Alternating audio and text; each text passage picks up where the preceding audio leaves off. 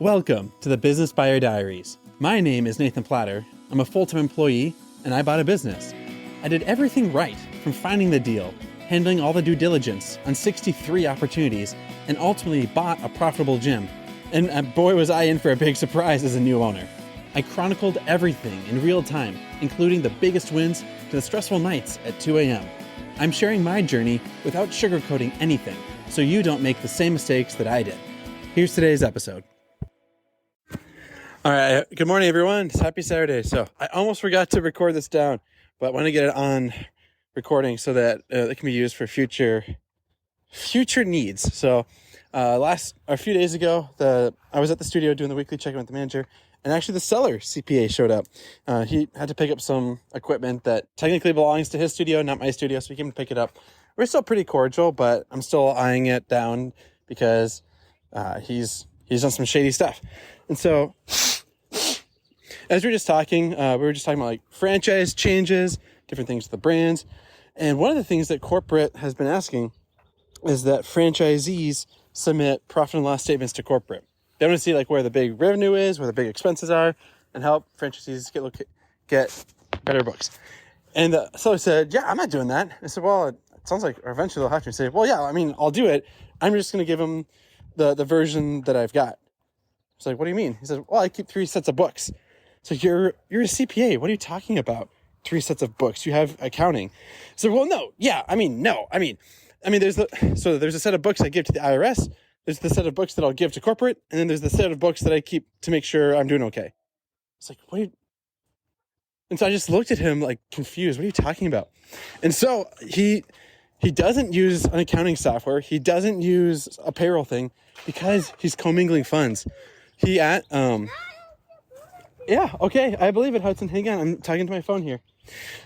And so, I was kind of just confused because, like, that doesn't make any sense. Unless, like, you're doing napkin math off the books accounting, which he's a CPA, and he works for a CPA firm. So either he is a bad apple or he's part of a group that intentionally has inaccurate accounting and off the books record keeping. Which, I mean, either or could be possible. I don't know. But all that to say, it makes sense. When I bought the business, I got one of the 3 sets of books. And it wasn't the truthful one. It may not have even been the IRS one. It was the one he wanted me to see. And so it's adding up. It's adding up. And so I'm with the studio that I had first right of refusal of.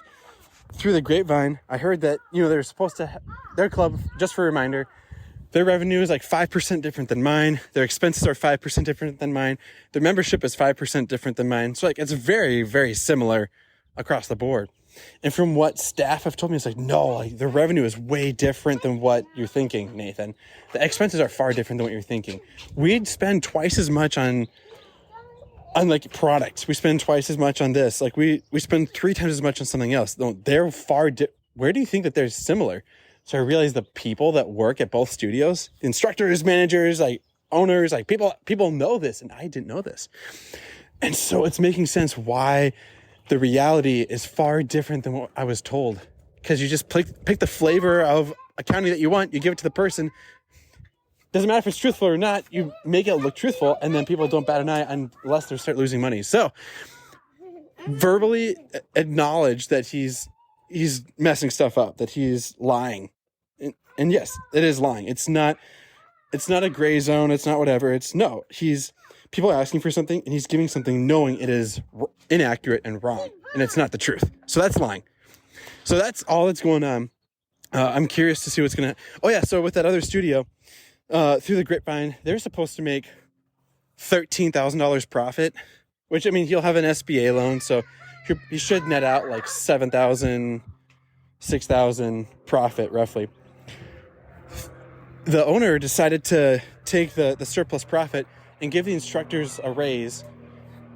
Didn't have any money for the management team, so they didn't get any raises. So all that to say, $7,000, $6,000 in profit. Your instructors are maybe, $5,000, $4,000 a month in total expenses. And even if he gave them like a $5 an hour raise, but it's only like $1,000 more. And so the $6,000 now goes to $5,000. An owner is paying themselves at most $3,000 a month right now. Like, that's the max. Like, no one's paying themselves that. Most owners are paying themselves like $1,000 a month, and they're shuffling expenses through, like personal expenses through the business, so it nets out for them.